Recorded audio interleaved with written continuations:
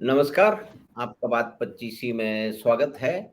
और बात 25 में आज हम बात करने जा रहे हैं ब्रिगेडियर डॉक्टर विजय सागर दमन साहब से, who is known as the scholar warrior and a retired army veteran who retired as additional director general of NCC, and he has held many important posts in the defense and academics, and at the same time वो जो अंतर्राष्ट्रीय जो सामरिक महत्व हैं उसके ऊपर भी ब्रिगेडियर विजय सागर साहब का बड़ा अच्छा अध्ययन है, और उस मामले में उनके व्याख्यान भारत में और जगह भी होते रहते हैं।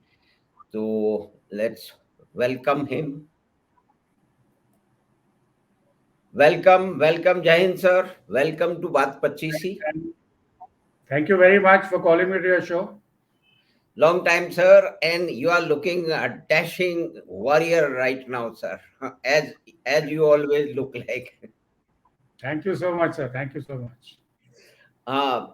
तो ब्रिगेडियर साहब जो ये जो पुलवामा की जो घटना हुई है और उसके बाद में जो उसके अंदर बहुत सारी र्यूमर्स हैं, बहुत सारी जो है वो उसके बाद में स्मोक स्क्रीन है, वो कोई भी बेसिकली तो उसका पॉलिटिकल नेचर है, कलर है, तो वो उनके अपने कारण होते हैं। तो आपसे तो हम ये जानना चाह रहे हैं ताकि मित्रों को और सुनने वालों को पता लगे कि ये घटना हुई कैसे, what was the main cause, and there are so many things like not granting airlift for maybe a large number of soldiers who are being moved, as you maybe knowing the detail. तो yes sir, तो इस बारे में आप इस बात पे प्रकाश डालें कि ये कैसे हुआ, और फिर हम इस बातचीत को आगे बढ़ाते हैं। देखिए, जब ये घटना हुई, ये हुआ क्या था कि एक एक्सप्लोसिव लेडन व्हीकल थी जिसने जाकर के एक जो आर्मी की कॉन्वॉय थी, सीआरपीएफ की कॉन्वॉय टू बी स्पेसिफिक, उसके साथ में उसे टक्कर मारी और ब्लास्ट हुआ and we lost 40 brave hearts. तो एक बहुत ही दुखद घटना थी, परंतु इसका राजनीतिकरण जैसा किया गया बाद में कि भाई गवर्नमेंट ने एयरलिफ्ट क्यों नहीं परमिट करी। अब देखिए, इतनी सारी आर्मी है, आरआर है, पुलिस है, सिविल है, सीआरपीएफ है, बीएसएफ है, तब तक एयर के प्रोविजंस बहुत कम थे, क्योंकि आर्मी को काउंटर इंसर्जेंसी भी लड़ना था, प्लस बॉर्डर्स भी मैन करने थे। तो उन्होंने कुछ प्रोविजंस शुरू किए थे कि हफ्ते में एक फ्लाइट चलती थी जिसमें आर्मी के लोग जा सकते थे। ये बेसिकली 737 एयरक्राफ्ट होता था या एयरबस होती थी, जिसमें 200-250 लोग आ जा सकते थे वंस अ वीक। फिर ये ट्वाइस अ वीक हुआ और फिर एवरी डे हो गया। परंतु सीआरपीएफ के लिए अभी ऐसा कुछ लागू नहीं था। और यहाँ पे भी मैं आपको ये बता दूं कि ये जो हवाई जहाज चलते थे, या तो एयरफोर्स के थे, या जैसे मैंने बोला एयरफोर्स इंडियन एयरलाइंस की, that is 1 flight a day. तो इस तरीके से ट्रांसपोर्टेशन होती थी। और इस घटना के बाद क्या हुआ है कि अभी आर्मी में भी अगर हवाई जहाज सिविल में ट्रैवल करना हो तो आपको कम से कम मेजर का रैंक होना चाहिए। दोनों को भी परमिटेड है, यानी कोई भी जवान टिकट खरीद करके ट्रैवल कर सकता है और वापस आके पैसा क्लेम कर सकता है। तो ये उस वक्त कहना कि भाई एयरक्राफ्ट का इलाका क्यों नहीं दिया गया, ये गलत बात थी, क्योंकि सिस्टम उस वक्त ये था कि जम्मू से ट्रांजिट कैंप होता था, बीच में कुछ ट्रांजिट फैसिलिटी उधमपुर में भी थी, रामबन में भी थी, बनियाल में भी थी, श्रीनगर में भी थी, और उसके आगे बारामूला वगैरह में भी थी। तो transit camp to transit camp convoys चलती थी विद प्रोटेक्शन, और उसके पहले रोड ओपनिंग पार्टी होती थी, रोड ओपनिंग के बाद ही होता था। परंतु ये जो एक सिविल गाड़ी जब ये कॉन्वॉय चलती थी, सिविलियन जो मूवमेंट थी वो भी परमिटेड थी। तो उसका फायदा उठाते आतंकवादियों ने क्या किया, ये अवंतीपुर से एक आदमी निकला, एक अपनी शायद ऑल्टो या कोई छोटी सी मारुति गाड़ी लेकर के, और उसने ये कांड कर दिया। तो ये घटना हुई, राजनीतिकरण हुआ। परंतु आज की डेट में सिविल एयर ट्रैवल परमिटेड है सबको, एक्सेप्ट द आर्मी पर्सनल। जहां तक आपके सीआरपीएफ बीएसएफ हैं उनको परमिटेड है। अब ये घटना कैसे हुई, अब कैसे हुई, यानी कि कितना आरडीएक्स था जो आपने गाड़ी में भरा, और ये कैसे हो सकता है कि किसी को पता ना चले कि इस गाड़ी में आरडीएक्स जा रहा है, या कोई आदमी आरडीएक्स की प्रोक्योरमेंट कर रहा है, ये तो हो नहीं सकता। तो ये एक सिविल लेवल पे एक इंटेलिजेंस फेलियर कह सकते हैं, या जम्मू कश्मीर पुलिस की जो बीट कांस्टेबल था, जिसकी बीट थी, वहां की जो सीआईडी थी या वहां के जो लोग थे, उनकी आंखों से निकल गया।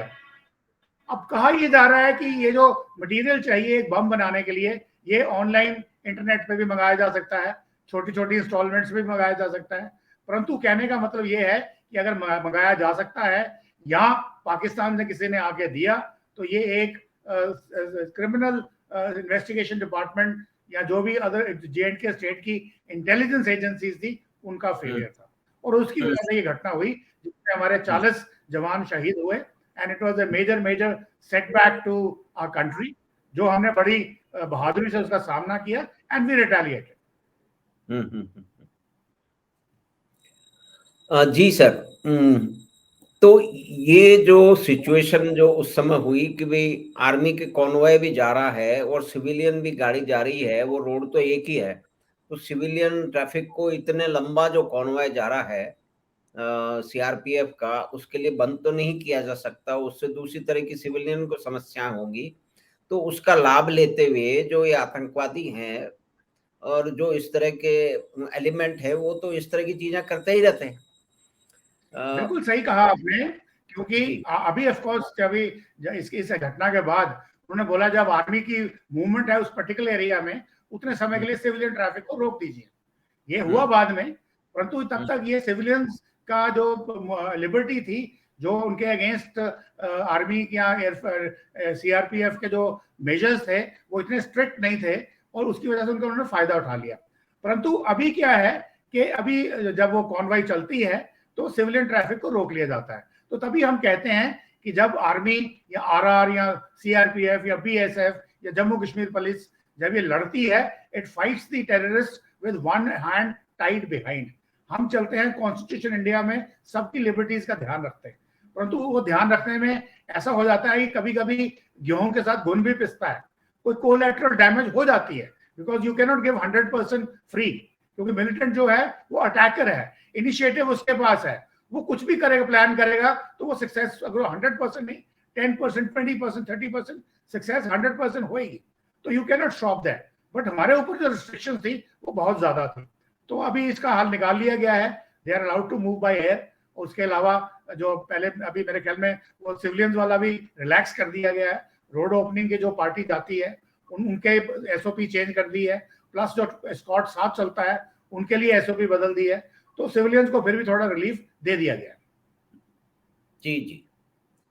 तो ब्रिगेडियर साहब, आपका कहना ये है कि उस जो भी कुछ जो दुर्घटना होती है उससे भी कुछ सीखने को मिलता है, डिसीजन मेकर्स को भी और जनता को भी और दूसरे हिस्सों को भी।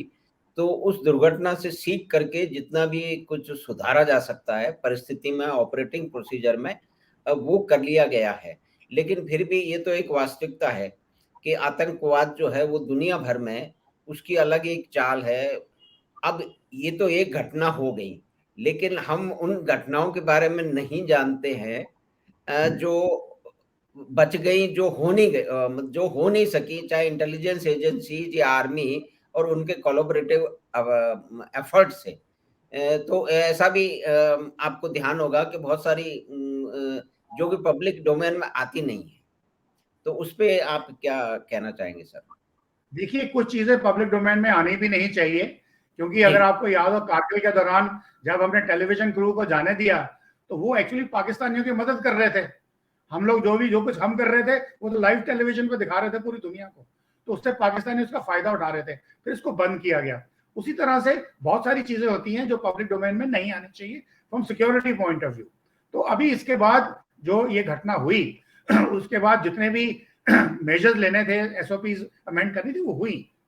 एट द सेम टाइम मैं आपको ये भी बता दूं कि जो अटैकर है, जो इनिशिएटिव उसके पास है, हम 50 चीज प्लस लूप होल्स को प्लग करेंगे, वो 51st लूप होल ढूंढ लेंगे और अटैक करेंगे, और हम फिर वहीं आ जाएंगे। तो अब इसलिए जो भारत सरकार ने इस वक्त पुलवामा के बाद जो सोचा, हालांकि इसके पहले वो उड़ी स्ट्राइक कर चुके थे, तो अभी पाकिस्तान को लगा कि अभी इंडिया फिर उड़ी स्ट्राइक जैसी कोई फिर ग्राउंड लेवल पे कोई स्ट्राइक करेगा, तो उन्होंने अपने पूरा का पूरा बॉर्डर जो था स्ट्रेंथन कर दिया, अपने जो फॉर्मेशन थे उनको अलर्ट कर दिया। परंतु हम हवाई जहाज से गए उनकी लाइंस के पीछे। तो ये भी हमारा भी एक इनिशिएटिव था, जो हमारे पास प्लान काफी पहले से था। Air chief marshal BS Dhanoa का बयान है, उन्होंने बोला था कि इस किस्म का जो प्लान था वो उन्होंने पहले ही गवर्नमेंट को दिया गया था, पर गवर्नमेंट ने बोला था कि हम जो है जो इंटरनेशनल बॉर्डर क्रॉस नहीं करेंगे। परंतु उनको समझाया गया कि ये इंटरनेशनल बॉर्डर नहीं है, ये लाइन ऑफ कंट्रोल है, और लाइन ऑफ कंट्रोल हमने रिस्ट्रेंट दिखाया था कारगिल के दौरान। तो अभी हमको क्यों रिस्ट्रेंट लेना है? और अब ये जो एयर स्ट्राइक करी गई, ये भी एक बहुत ही टैक्टिकल तरीके से एक स्ट्रेटेजिक मनूवर था, जो इसमें बहुत सारा सरप्राइज और डिसेप्शन था। इसमें बहुत सारे हवाई जहाज जी जी नहीं, ये जो जो जो उसका रिटेलिएशन किया गया, तो उसके बारे में पब्लिक डोमेन में तो वो बात है, लेकिन वो भी पुरानी हो चुकी है। लेकिन ये महत्वपूर्ण टर्न अराउंड है शायद डिफरेंस के रिस्पॉन्सेज जैसे पहले होते रहे और आज में। तो उसको जरा आप कृपा करके विस्तार से बताएं प्लीज। देखिए, पहले भी कुछ एक्शंस होती थी और राजनीतिकरण किया गया इसका भी। बोला भाई ये फर्स्ट टाइम थोड़ी स्ट्राइक हुई है, उड़ी स्ट्राइक पहली बार थोड़ी हुई है, बालाकोट ऐसे स्ट्राइक। पहले जो स्ट्राइक्स होती थी उसको हम बोलते हैं bat actions. Border action teams बनाते हैं हर यूनिट की जो लाइन ऑफ कंट्रोल पे डिप्लॉयड होती है। तो छोटा मोटा जो एक्शन है 1 किलोमीटर 2 किलोमीटर जाके करके वापस आते थे। परंतु उड़ी में we went deep to destroy their जो उनके ट्रेनिंग कैंप्स थे। बालाकोट में तो हमने ऑलमोस्ट पूरा का पूरा पीओजे के क्रॉस करने के बाद जाके उनके कैंप्स को मारा। और इसमें मारने का तरीका बहुत ही जबरदस्त था, जो शायद सिविलियन डोमेन में आपको नहीं मालूम होगा। इसमें 3-4 स्ट्राइक पैकेजेस उड़ाए गए, और कुछ डमी थे, कुछ डिकॉयज थे, और एक्चुअल वाला जो था वो कहीं और था। स्ट्राइक पैकेज जब ये बनता है तो डिफरेंट हवाई जहाजों से के जो अड्डे होते हैं हवाई अड्डों से, वहां से अलग अलग जहाज, कोई इंटरसेप्टर होता है, कोई स्ट्राइक वाला होता है, कोई EW वाला होता है, कोई एवैक्स होता है, वो अलग अलग जगह से उड़ते हैं ताकि दुश्मन को कोई ना पता लग सके कि भाई एक स्ट्राइक पैकेज आ रहा है। तो इस तरह से पैकेजेस बनाए, फिर उनको वो एक RV दी गई जहां पे वो इकट्ठा होके एज ए पैकेज मूव करते हैं दुश्मन की तरफ। तो इसी तरह से पहले एक पैकेज उड़ाया गया जो लाहौर की तरफ चला, क्योंकि पाकिस्तान ग्राउंड लेवल पे अलर्ट था, उनकी एयर डिफेंस भी पूरी की पूरी एक्शन में थी। जैसे ही वो लाहौर की तरफ चला तो उनके सारे के सारे एयर डिफेंस का जो क्या बोलते हैं उसका फोकस था वो साउथ की तरफ कर दिया गया। और सडनली ये पैकेज जो लाहौर की तरफ जा रहा था, IB से थोड़ा पहले इसने साउथ की तरफ टर्न कर लिया, टुवर्ड्स भावलपुर, उस तरफ के राजस्थान की तरफ। तो अब उनकी जो जितने भी उनकी एयर डिफेंसेस थी, उनकी जो तवज्जो थी, वो सारी की सारी उस पैकेज के ऊपर चली गई कि हिंदुस्तान हवाई हमला करने वाला है। परंतु असल में क्या था, जो आपकी ये पीर पंजाल की रेंजेस हैं, शिवालिक्स हैं, इसके ईस्ट की तरफ से एक्चुअल पैकेज आ रहा था, जो क्रॉस किया पीओजे लाइन ऑफ कंट्रोल को और पीओजे के ऊपर मारा। अब हमने स्ट्राइक तो कर दी, और उसमें पाकिस्तान का जब आया उनके इंटरसेप्टर्स का F-16 का पैकेज हमारे पैकेज को काउंटर करने के लिए आया, तब तक देर हो चुकी थी। और यहाँ पे जो जहाज में जो बम यूज किए गए वो थे स्पाइस 2000। ये किट होते हैं जो बॉम्ब्स के ऊपर लगाते हैं, जो इजरायली मेड थे। तो इसमें स्पाइस 2000 वो थे जिसमें क्या होता है कि जो, क्योंकि हवाई जहाज जब बम मारने निकलता है रनवे के ऊपर, तो जो डिस्ट्रक्शन है वो रनवे के अंदर घुस के क्रेटर बना के फिर फटने की होनी चाहिए। तो हमारे पास वही वाला बम था। और इसके अलावा एक स्पाइस 2000 भी था जो एयर डिफेंस जो एयरफोर्स ने मांगा था, बट मिनिस्ट्री ऑफ डिफेंस ने उसको मना कर दिया था कि आपको किस लिए चाहिए, और उससे डिस्ट्रक्शन होती। तो एज ए रिजल्ट क्या हुआ कि जो बिल्डिंग्स थी जहां पे उनके कैंप्स थे, वहां भी अगर आपने सैटेलाइट पिक्चर देखी हो, अगर आपको याद हो, उसका 2 बड़े क्लियर होल्स थे। तो वो होल्स जो थे उन बमों ने, 2 जो अंदर गए उन्होंने बनाया और अंदर सब तबाह कर दिया। अब इसके बाद पाकिस्तानी कहते हैं जी हमारा कोई कैंप तबाह नहीं हुआ, वहां कोई डिस्ट्रक्शन हुई, कुछ पत्तों को आग लगी और कुछ पेड़ों को नुकसान हुआ। तो मेरा सवाल यह है कि अगर पेड़ों पत्तों को ही नुकसान हुआ था तो आपने वो एरिया सील क्यों किया? आपने 21 दिन फॉरेन जर्नलिस्ट को वहां क्यों नहीं जाने दिया? आपने 21 दिन के बाद फॉरेन जर्नलिस्ट बुलाए कि देखिए यहाँ कुछ नहीं हुआ, तब तक आपने उसका रिपेयर कर लिया था। तो ये एक उनका था। फिर उसके बाद क्या हुआ कि उनकी तरफ से रिटेलिएशन भी आया, जो बड़ा कोई इफेक्टिव था नहीं, हमारे बंदरों ने मार भगाया। और उसके अंदर हमारा एक हवाई जहाज मार गिराया गया। अगर आपको याद हो अभिनंदन की स्टोरी क्या है। अब उस स्टोरी में क्या है कि अभिनंदन ने उनका एक F-16 मार गिराया। हमारे पास उनके सैटेलाइट पिक्चर्स हैं, उसके अवशेष मिले हैं ग्राउंड के ऊपर मार्किंग के साथ। तो अब अभिनंदन का हवाई जहाज MiG-21 था। MiG-21 अगर F-16 को मार गिराए तो ये तो इवन अमेरिका भी नहीं चाहेगा कि इस चीज को कोई ज्यादा एडवर्टाइजमेंट मिले, क्योंकि F-16 बहुत हाई लेवल का जहाज है और MiG-21 रशियन जहाज है जो बिल्कुल ही बेसिक है। अब अभिनंदन का शूट डाउन कैसे हुआ? क्योंकि वो जहाज पुराना था। जैसे ही अभिनंदन ने अपना फायर किया, एक जहाज उसने मार गिराया, तो बाकी 2 जहाजों ने उसको लॉक ऑन कर लिया था। जो उसके रेडार वार्निंग रिसीवर पे उसको पता चल गया था कि मेरे को लॉक ऑन कर लिया गया है और मेरे पे भी मिसाइल फायर होगा। तो एयरफोर्स में इसकी ड्रिल्स होती हैं, तो ड्रिल्स में उसको एक वर्टिकल लूप करना था। वर्टिकल लूप मीन्स को पूरा का पूरा आगे जाके 100% ऊपर जाता और फिर उल्टा लूप करता। तो जब वो लूप कर रहा था तो वहां पे MiG-21, क्योंकि वो पुराना विंटेज एयरक्राफ्ट था, तो उसको वो एजिलिटी दे नहीं पाया जो हुआ। As a result he was hit. तो वो वहां पे जब उसने इजेक्ट किया तो उनको पाकिस्तानियों ने पकड़ लिया। तो अभी आपको मालूम है कि जब पाकिस्तानियों ने उनको पकड़ा तो वो उन्होंने अपने वहां ले गए, उसको टॉर्चर भी किया होगा और उसको 2 दिन के अंदर छोड़ना भी पड़ा। और ये रिकॉर्ड पे है कि जो उनके फॉरेन मिनिस्टर थे उन्होंने पार्लियामेंट में जाके बोला जल्दी से उसको छोड़ो, नहीं तो भारत हमारे पास फुल फ्लेज अटैक करने वाला है।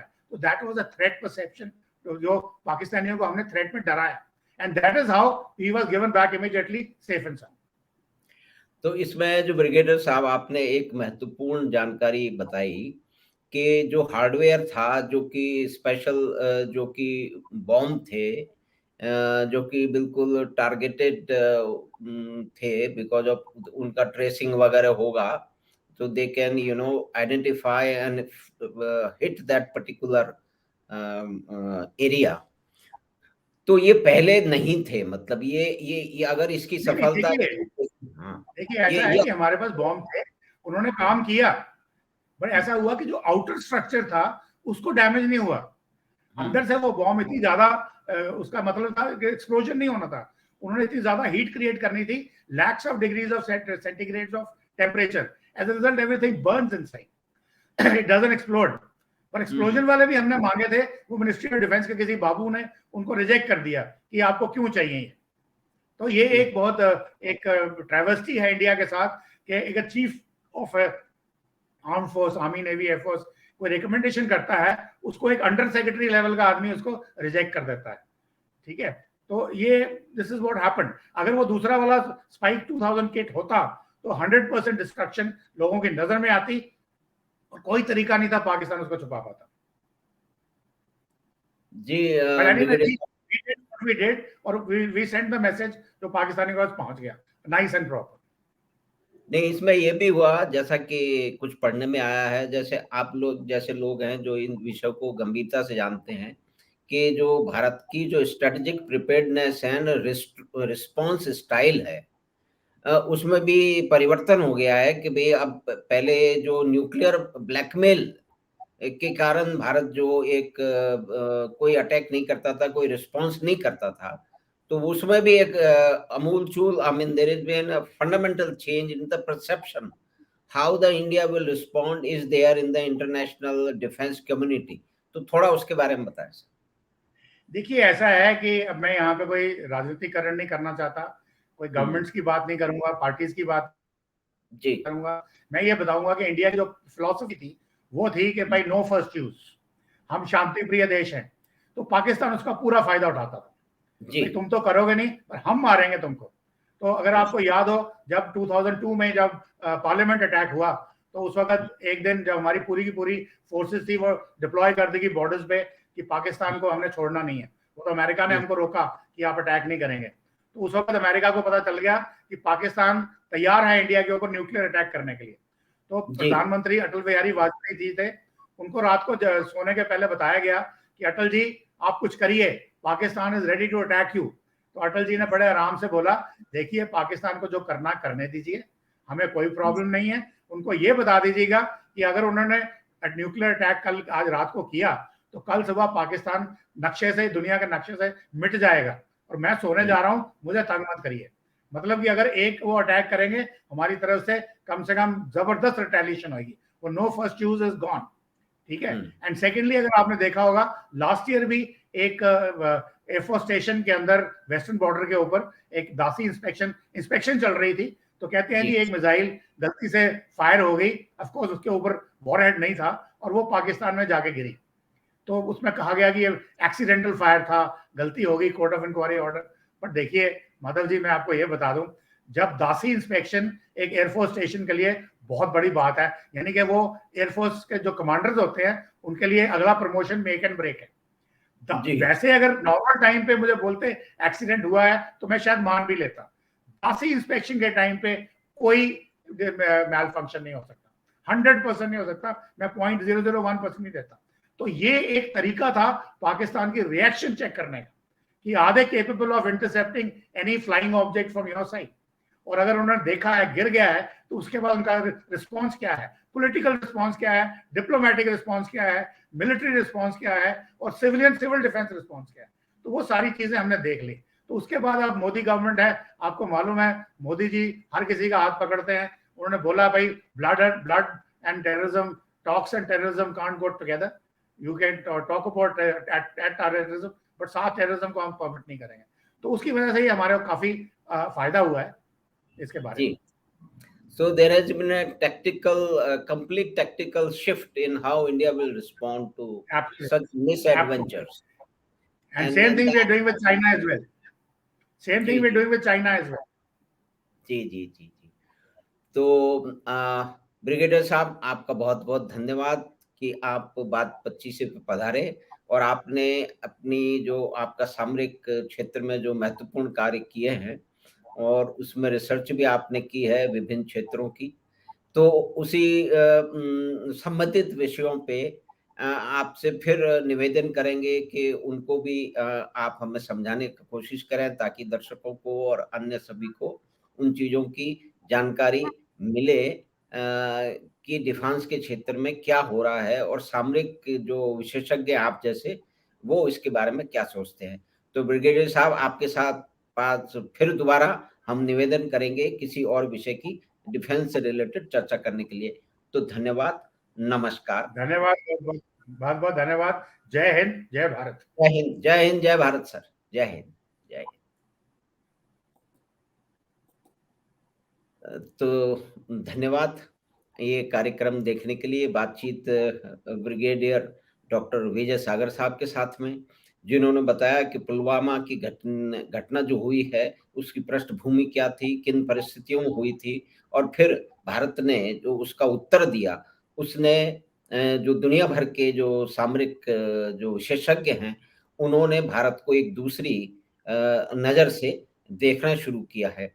तो हमें आशा है कि ये बातचीत आपको पसंद आई होगी, तो आप चैनल बात 25 को सब्सक्राइब करें और लिंक अपने मित्रों के साथ साझा करें। हम आपसे फिर मिलेंगे बात 25 की अगली बात में।